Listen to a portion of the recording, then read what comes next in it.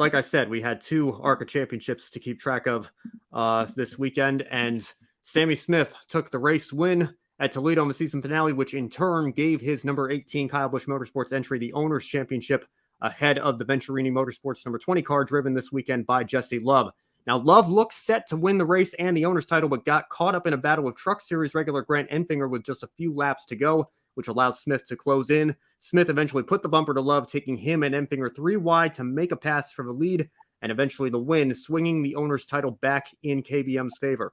Now, Love was very unhappy following the race, parking his car alongside Smith as he did his celebratory burnout, then approaching the driver's side of a number 18 car before he was forcibly removed from the scene. Here's what Sammy Smith had to say to our own Casey Campbell following his race win and clinching the owner's title. Yeah, it was a hard-fought day. Never gave up. We struggled all day. We were not the best car. I think we were pretty even on the long run, and they were better on the short run. But just kept fighting, and at the end of the day, we were able to make a good move there. I don't think it was dirty by any means. I think he just obviously if I lost a race like that too, I'd probably be a little bit butthurt. But at the end of the day, we got the win and the Owners Championship, so it was a good day. What does it mean to get the Owners Championship for KBM as well? Their first Owners Championship. Yeah, it's cool. We I think we were like 70 points back, 60 or 70 points back after the 6th race. We just, as a team, we didn't put everything we needed together, and we fought hard to get all those points back, and it means a lot from where we came to here we are now.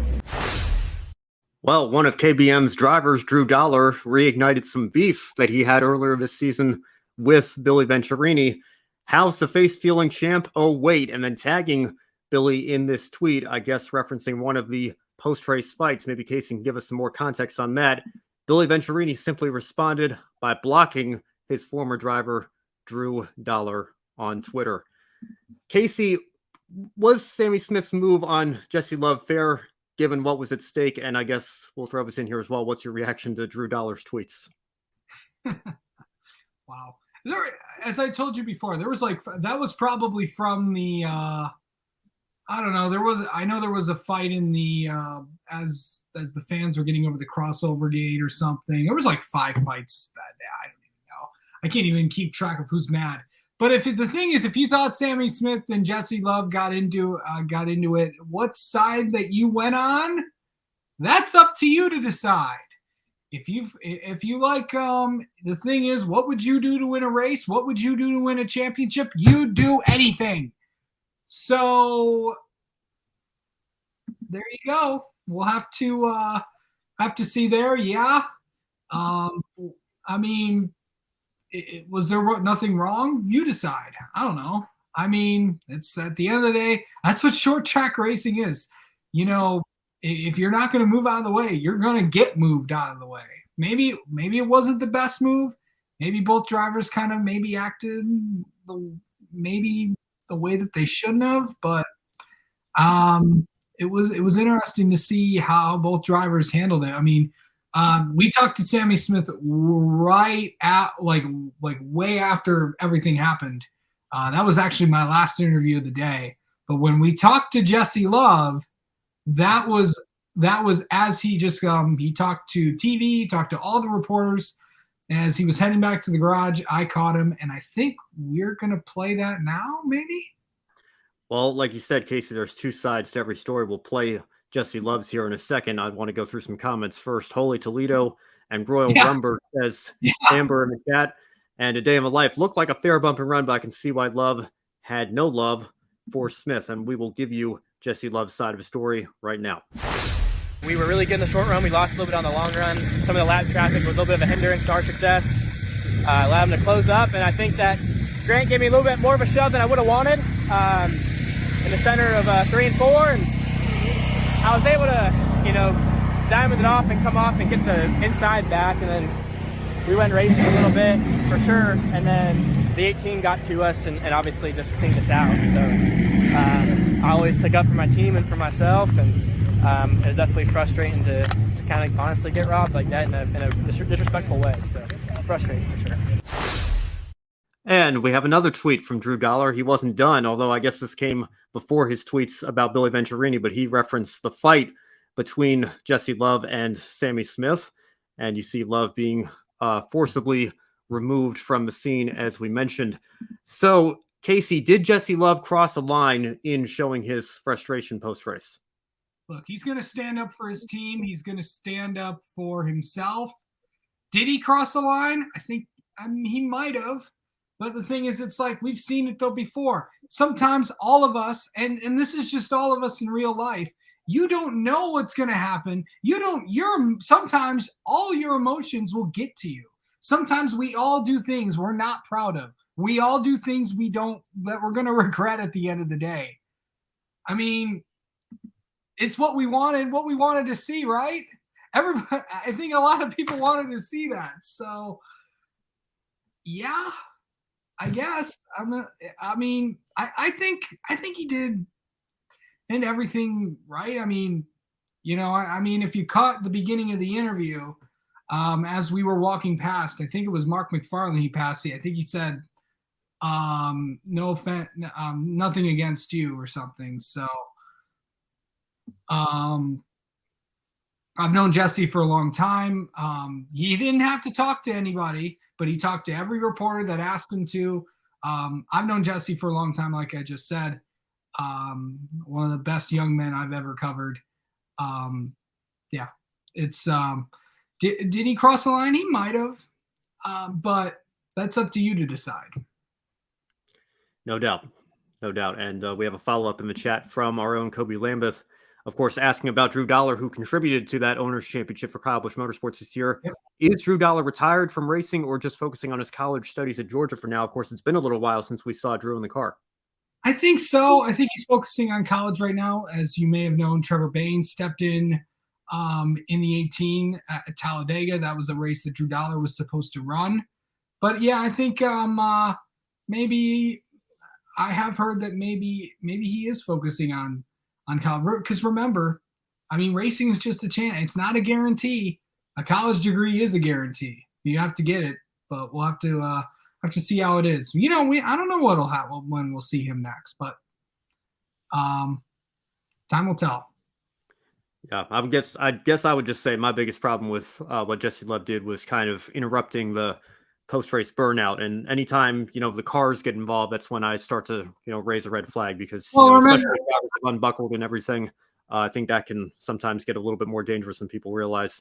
And also interrupting the celebration. I think, it's one thing when, it's a post-race fight and both cars are on pit road and everybody's, kind of calmed down, and, the winner's off celebrating by himself. I think that's one thing, but, to interrupt post-race celebration like that for a championship and a race win, not particularly a fan of that, but at the same time, I can certainly understand why he was frustrated.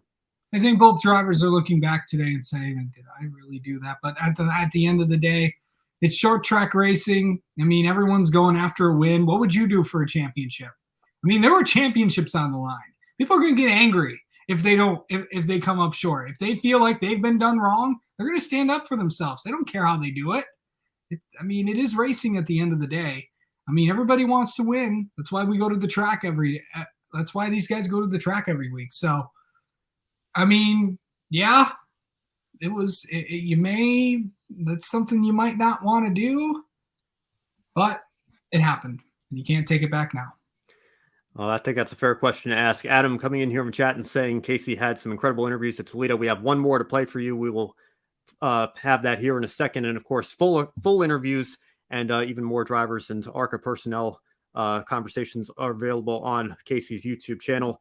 Amber asks, is there an Applebee's in Toledo, Casey? I think that's a reference to Mike Harmon tweet from a couple of years ago.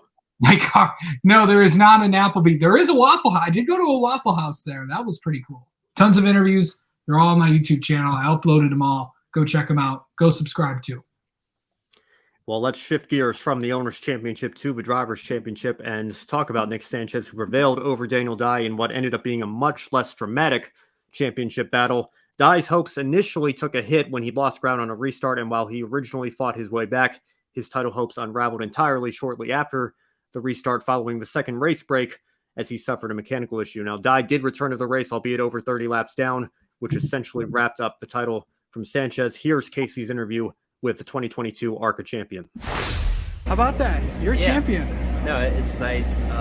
Nerve-wracking day. I've been in the race, how it's going to play out, but I'm glad we didn't have to resort to, wait until the last lap or something like that. So it's nice. It's over. What are you feeling right now? I don't want to say closure, but now I can put my full focus on Xfinity and Vegas and Homestead. That's already where my mind's at. So I'm glad to, close this out for myself. Max Siegel, Rev Racing, Gainbridge, Chevrolet, and just continue, these 2 races for me are going to be super, super important. So now I can put everything I have into those 2. And of course, the full interview is on Casey's YouTube channel. Casey, how big of a deal is this for Nick Sanchez and Rev Racing? And on the flip side, how disappointing is it for Daniel Dye and GMS to have their season end on a mechanical failure? This is a big moment for Nick Sanchez. Obviously, he did talk with the rest of the media today on a Zoom call because he is the champion. I know that we'll get to some news in a minute. He may have hinted at where he might go for 2023. Many people say that he could be heading to a Chevrolet truck team. Obviously, not going to get into that, but yeah, it's good. I think it's satisfying for him to put all the work he has been through this season. This is of course Rev Racing's first championship since 2012. Of course, when Kyle Larson won in ARCA East. So this is a big time moment for them. It's been a big year for Rev Racing. Of course, as I mentioned, Gainbridge coming on board. It's just been a solid year for Nick and for everybody. And of course, Nick was our exclusive driver last year. We talked to Nick before every single race last year. That was of course put together by Rev Racing.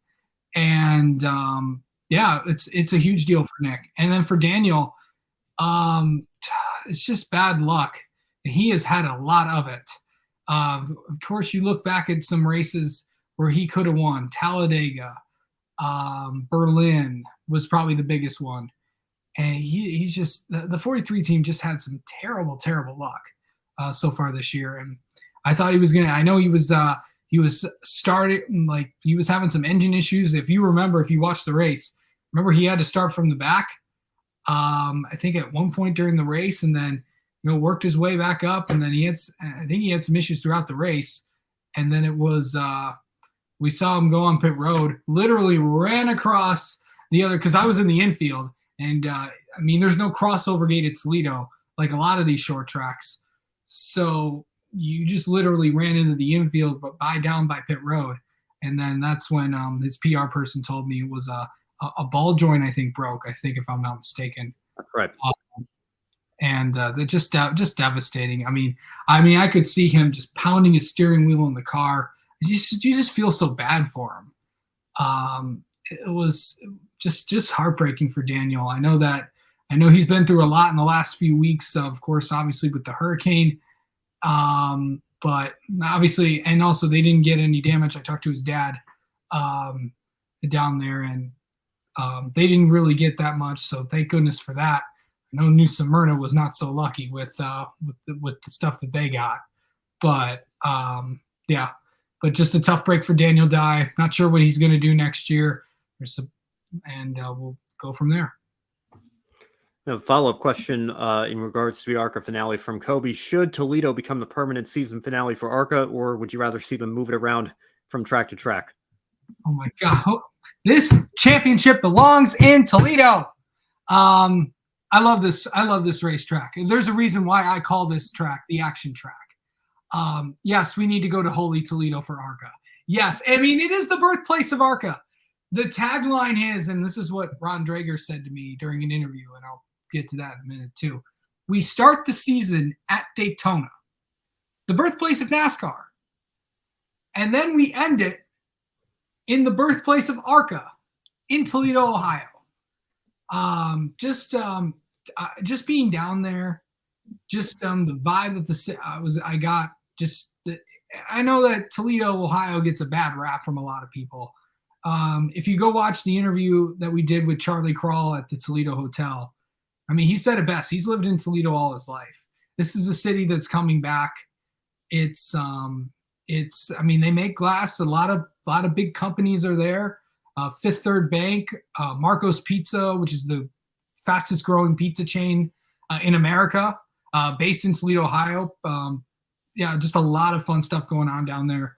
A lot of big sporting events are down there, and this is the reception that we've gotten from Toledo was absolutely amazing. And I just cannot thank ARCA enough for giving me the hospitality for the weekend and everybody there. And I also cannot thank everybody here at Grid Network for allowing me to come and go and cover that. It was pretty awesome. So thanks. Yes.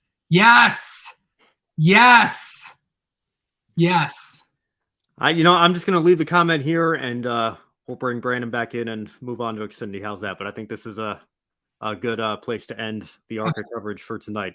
And I just got Dan and Light for that comment.